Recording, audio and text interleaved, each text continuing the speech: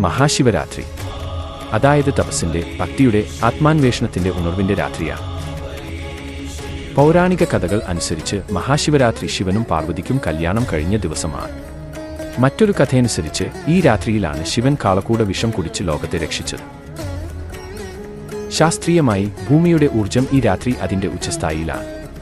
നമ്മുടെ ഊർജ്ജകേന്ദ്രങ്ങളെ ഉണർത്താനുള്ള ഒരു അദ്വിതീയ അവസരമാണ് മഹാശിവരാത്രി. ശരീരത്തെ ശുദ്ധമാക്കാൻ ഉപവാസം അനിവാര്യമാണ്. ശിവൻ ഉണർവിന്റെ പ്രതീകമാണ്. അതിനാൽ രാത്രി മുഴുവൻ ഉണർന്നിരിക്കുന്നത് കോസ്മിക് ഊർജ്ജത്തെ ആഗിരണം ചെയ്യുന്നു.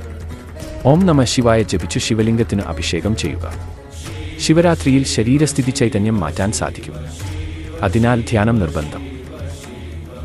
ശിവൻ ഒരു ദേവൻ മാത്രം അല്ല.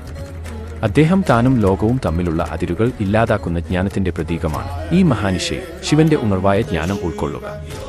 ചൈതന്യത്തോട് സംയുക്തരാവുക.